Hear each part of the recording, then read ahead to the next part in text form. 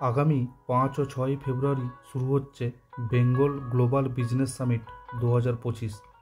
এটি এই সামিটের 8ম বর্ষ। এই সামিটে বেশ কিছু দেশ অংশগ্রহণ করছে, আমি সেটি স্ক্রিনে দিয়ে দিলাম, একটু দেখে নিন।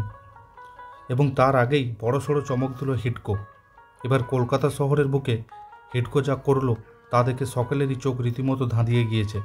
আসলে এবার নিউ টাউনের মতো জায়গায় আস্ত 8তলা পার্কিং লট তৈরি করলো হিডকো। আমাদের দেশে সবথেকে বড় পার্কিং লটটি রয়েছে মুম্বাই এয়ারপোর্টের 2 নম্বর টার্মিনালে। সেখানে প্রায় 8000 গাড়ি রাখা যায়।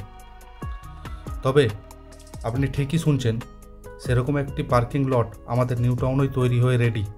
একদম বিদেশের ধাঁচে এবার কলকাতা শহরেও এত বড় পার্কিং লট দেখার সুযোগ পাবেন শহরবাসী। সবথেকে বড় কথা, এই পার্কিং লটের ধারণ ক্ষমতা সম্পর্কে জানলে আপনিও চমকে যাবেন। আপনার কাছেও যদি গাড়ি থেকে থাকে এবং দীর্ঘদিন ধরে একটা ভালো পার্কিংয়ের জায়গা খুঁজে না পেয়ে হয়রানির শিকার হয়ে থাকেন, তাহলে আজকের এই ভিডিওটি রইল শুধুমাত্র আপনার জন্য। অনেকেই আছেন যার কাছে 4 চাকা বা 2 চাকা রয়েছে, অথচ একটা ভালো পার্কিং করার জায়গা না পেয়ে চরম সমস্যার মুখে পড়তে হয়, বিশেষ করে যারা নিউ টাউনে থাকেন বা চাকরি করতে যান তাদের। তবে এবার সকলের সমস্যার অবসান ঘটতে চলেছে, কারণ এবার সেখানে হিডকোর তরফে বাস গাড়ি পার্কিংয়ের জন্য বিল্ডিং বানিয়ে দেওয়া হলো। জানা গিয়েছে এই পার্কিং লটে রাখা যাবে প্রায় 1512টি গাড়ি, 38টি বাস। শুনতে অবাক লাগলেও এটাই সত্যি। এমনিতে কলকাতা শহরে যতগুলি বড় বড় ইভেন্ট হয় সবকটি হয় সল্টলেক নয়তো নিউ টাউন এলাকায়। এদিকে কলকাতা শহরের এই নিউ টাউন এলাকায় কোনো রকম বড় অনুষ্ঠান হলে একটি সমস্যা বারবার দেখা যায়, আর সেটা হলো পার্কিং সমস্যা। আন্তর্জাতিক সেমিনার, মেলা কিংবা বাণিজ্য সম্মেলনের মতো আসরের প্রথম পছন্দ বিশ্ববাংলা কনভেনশন সেন্টার কিংবা ইকো পার্ক। এইসব অনুষ্ঠানে আসা অতিথিদের গাড়ি পার্কিংয়ের জন্য বহুতল কার পার্কিং তৈরি করছে হিডকো। এখন আপনারা ভাবছেন নিউ টাউনের কোন জায়গায় রয়েছে এই পার্কিং লটটি। তাহলে জানিয়ে রাখি, বিশ্ববাংলা সরণির পাশে যাত্রাগাছি ব্রিজের কাছে এই পার্কিং লটটি তৈরি করা হয়েছে এবং এর সিংহভাগ ব্যবহার করা হবে বিশ্ববাংলা কনভেনশন সেন্টারে আসা অতিথিদের পার্কিংয়ের জন্য। এ প্রসঙ্গে আরও একটি কথা বলে রাখি, কলকাতায় সবথেকে বড় পার্কিং লটটি রয়েছে আলিপুরে, এবং এই পার্কিং লটটি চালু হলে তাকে ছাড়িয়ে যাবে বিশ্ববাংলা কনভেনশন সেন্টারের পার্কিং লটটি।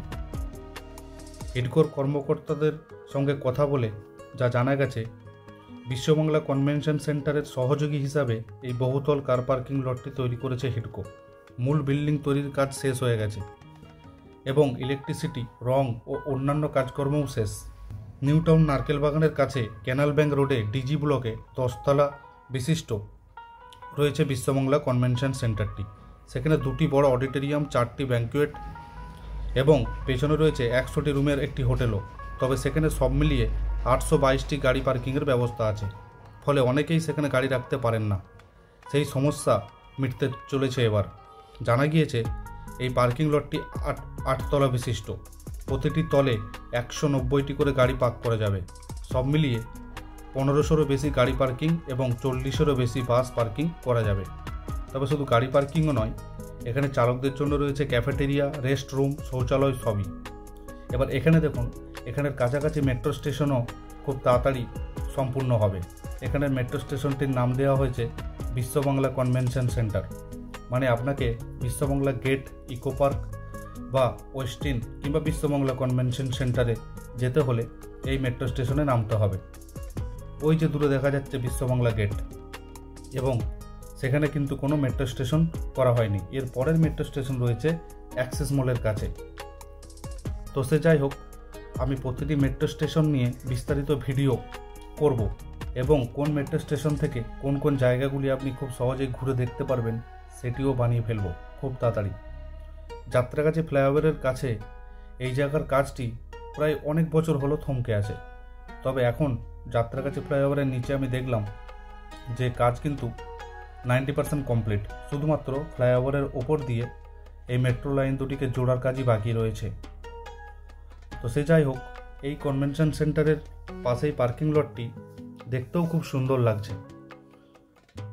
হলুদ এবং হালকা ব্লু রঙের কালারে এটিকে রং করা হয়েছে এবং অ্যারো দিয়ে দেখিয়ে দেওয়া হয়েছে যে গাড়িগুলি কোন দিকে ঠিক রাখা যাবে। এছাড়াও এই বিশ্ববাংলা কনভেনশন সেন্টার পার্কিংয়ের পেছনেই রয়েছে ফিনান্সিয়াল হাব। সেখানে খুব সম্প্রতি এইচডিএফসি ব্যাংকের একটি বহুতল উদ্বোধন করা হয়েছে, সেটিও দূর থেকে অসাধারণ দেখতে লাগে। তো সে যাই হোক, নিউ টাউনের আনাচে কানাচের নানান ভিডিও আমি পোস্ট করে থাকি। তো যদি ভিডিওটি ভালো লেগে থাকে এবং আপনি প্রথম দেখে থাকেন, তবে অবশ্যই এটিকে শেয়ার করে সবার সঙ্গে ভাগ করে নিন। ধন্যবাদ, দেখা হচ্ছে পরের একটি ভিডিওতে।